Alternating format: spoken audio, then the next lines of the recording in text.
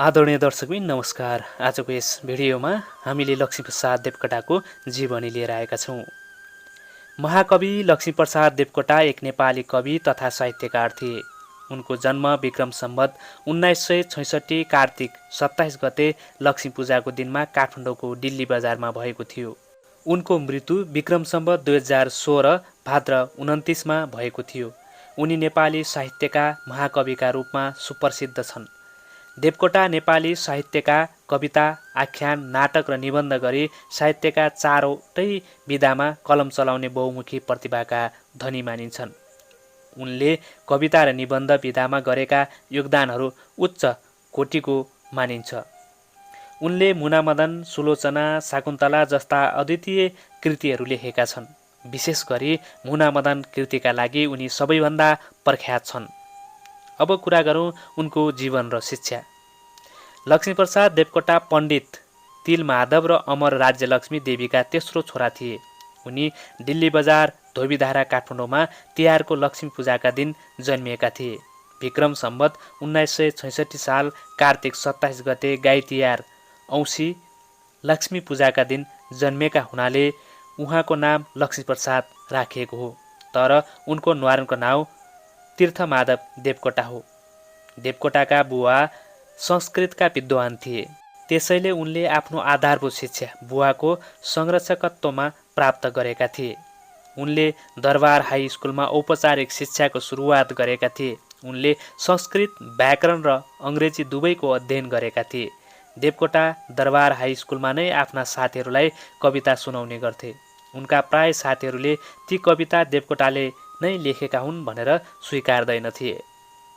यसै क्रममा एक दिन सबै विद्यार्थी मिलेर यिनको बेइज्जत गर्ने हिसाबले कविता लेख्ने परीक्षा लिए। यिनले पनि सबै विद्यार्थीमाझ कविता लेखे अनि त्यसै घडी शिक्षकहरूले उनलाई कोपिलाउँदो कविको दर्जा दिए। सन् 1925 मा देवकोटा त्रिचन्द्र कलेजमा विज्ञान विषयमा भर्ना भए। विज्ञानमा प्रमाणपत्र तहको अध्ययन पुरा गरेपछि उनी मानविकी संकायमा सरेका थिए। सन् 1929 मा आफ्नो स्नातक तहको अध्ययन पुरा गरेपछि सन् 1931 मा छात्रवृत्ति लिएर अङ्ग्रेजीमा स्नातकोत्तर पढ्ने आशामा उनी भारतको पटना गएका थिए। अङ्ग्रेजी विषयमा स्थान नपाएपछि उनले कानुन पढेका थिए। आफ्नो परिवारको आर्थिक अवस्थाले गर्दा आफ्नो स्नातकोत्तर पुरा गर्ने उनको इच्छा अपूर्ण बनेको थियो। देवकोटा जन्मेदेखि नै उनका घरमा अनेक कष्टहरूको प्रवेश भइरह्यो।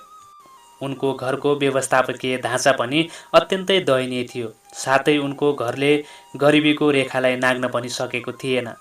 त्यसैले उनी सानैमा भन्थे, म अङ्ग्रेजी पढ्छु र धेरै पढेपछि ट्युसन पढाएर पैसा कमाउँछु। तर उनी चाहिँ जन्मेदेखि नै रोगी थिए।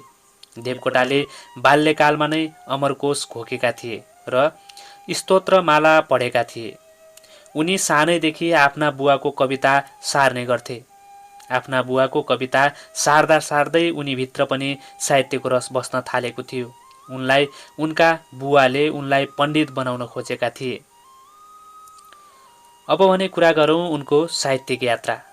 देवकोटा बहुमुखी प्रतिभाका धनी एवं असाधारण लेखक थिए, जसले आफ्नो 10 वर्षको उमेरदेखि कविता लेखनको सुरुवात गरी छोटो जीवनमा नछोएको साहित्यको कुनै विधा छैन। उनले महाकाव्य, खण्डकाव्य, लामा वर्णनात्मक कविताहरू, निबन्धहरू, कथाहरू, नाटकहरू, गीतहरू र समालोचनाहरू लेखेका छन्।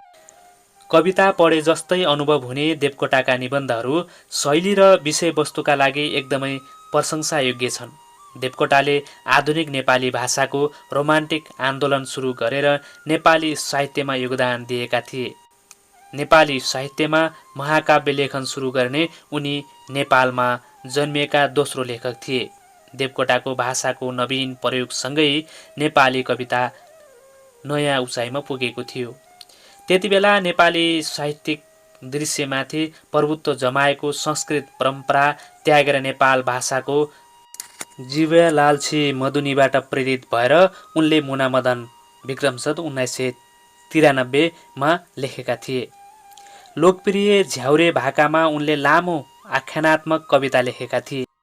मुनामदन नेपाली साहित्यको इतिहासमै निकै उत्कृष्ट पुस्तक हो। 76औं एकाडेमी पुरस्कारमा सर्वोत्कृष्ट विदेशी भाषाको चलचित्रका लागि नेपालको आधिकारिक प्रवेश भएको सन् 2003को चलचित्र मुनामदन यही खण्डकाव्यमा आधारित थियो। यो कार्यले त्यति बेलाका देशका शासकहरू अर्थात् राणाहरूबाट तत्कालै मान्यता पाएको थियो। मुनामदनमा मुना यात्रारत व्यापारी मदनको कथा सुनाउँछिन्। श्रीमती मुनालाई छोडेर केही पैसा कमाउनका लागि ऊ तिब्बत प्रस्थान गर्छ। खण्डकाव्यमा यात्राको विषयगत कष्ट, वियोगको शोक, तृष्णाको चञ्चलता र मृत्युको पीडाको वर्णन गरिएको छ। देवकोटाद्वारा लिखित वियोगान्त खण्डकाव्य मुनामदन देवकोटाको मृत्युको 5 दशक पछिसम्म पनि साझा प्रकाशनद्वारा अत्यधिक बिक्री हुने कृतिमा पर्दछ। मुनामदन नेपाली जनजीवनमा भिजिएको पहिलो नेपाली कृति हो। देवकोटासँग धेरै छोटो समयमा साहित्यिक जटिलता र दार्शनिक घनत्वसहित लामो महाकाव्य र कविता रचना गर्ने क्षमता थियो, जस अन्तर्गत उनले शाकुन्तला महाकाव्यको रचना गरेका थिए। उनको पहिलो महाकाव्य कविता र नेपाली आधुनिक महाकाव्यको जगतमा उनले 3 महिनामै यसको लेखन कार्य सकाएका थिए। सन् 1945मा प्रकाशित शाकुन्तला कालिदासको प्रसिद्ध संस्कृत नाटक अभिज्ञान शाकुन्तलामा आधारित छ। शाकुन्तलाले देवकोटाको संस्कृत ज्ञान र शब्दकोशमा निपुणताको प्रदर्शन गर्दछ, जुन उनले मुख्यतया नेपालीमा रूपान्तरण गर्दा भारी मात्रामा गहन शब्दहरूको समावेश गरेका थिए। देवकोटाका दिवंगत विद्वान तथा अनुवादक डेभिड रुबिनका अनुसार शाकुन्तलाले सबैभन्दा धेरै उपलब्धि हासिल गरेको छ। अब कुरा गरौँ लक्ष्मीप्रसाद देवकोटाको व्यक्तिगत जीवन। देवकोटाको 15 वर्षको उमेरमा मन देवी चालिसेसँग विवाह भएको थियो। विक्रम सम्वत 1985मा उनको पहिलो सन्तान छोरी सावित्री र विक्रम सम्वत 1989मा जेठो छोरा प्रकाशको जन्म भएको थियो। माइला छोरा कृष्ण प्रसाद देवकोटाको जन्म विक्रम सम्वत 1993मा भएको थियो। देवकोटाका छोरा पदम देवकोटा कवि तथा लेखक हुन्। उनी त्रिभुवन विश्वविद्यालयको अङ्ग्रेजी विभाग काठमाडौँमा धेरै वर्ष प्राध्यापकको रूपमा कार्यरत थिए। देवकोटाले कानुनमा स्नातकको उपाधि हासिल गरेपछि उनी आफ्नो घर फर्के, जहाँ उनले विभिन्न व्यक्तिगत सङ्कटहरू भोग्नु परेको थियो। 2 वर्षभित्रै उनका बुवा आमा र 2 वर्षे छोरीको मृत्यु भएको थियो। ती वियोगान्त घटनाहरूले उनलाई मर्माहत तुल्याउँदा यसैबाट उनीमा चुरोटको लत बसेको थियो। पछिल्ला वर्षहरूमा उनका कलिला छोराहरू प्रकाश र कृष्णको असामयिक मृत्युले उनी झन् मर्माहित भएका थिए र यसले उनको मस्तिष्कलाई समेत चोट पुर्याएको थियो। मानसिक समस्याबाट गुज्रिरहेका देवकोटाले 5 महिना भारतको राँचीमा अवस्थित मानसिक अस्पतालमा समेत समय बिताएका थिए।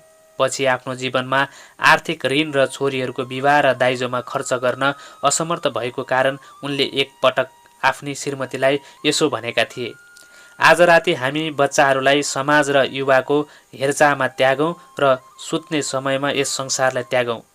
पोटासियम साइनाइड वा मोर्फिन वा यस्तै केही गरौँ। लक्ष्मीप्रसाद देवकोटा जीवनकालभर नै निकै धुम्रपान गर्ने व्यक्ति थिए। देवकोटालाई विक्रम सम्वत 2015मा क्यान्सर लागेको थाहा भएको थियो। भारत लगेर ठुलो आन्द्राको 3 इन्च निकालिएपछि उनलाई आफू मृत्युको मुखमा भएको पक्का भएको थियो।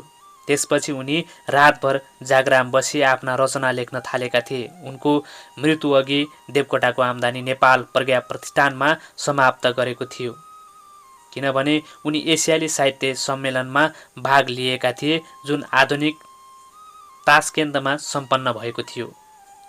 देवकोटाले एक अन्तर्वार्तामा आफूले अघिल्लो 8 महिनासम्म पारिश्रमिक नपाएको र त्यसको परिणामस्वरूप आफ्नो रोगको उपचारका लागि आवश्यक औषधि खरिद गर्न नसकेको दाबी गरेका थिए।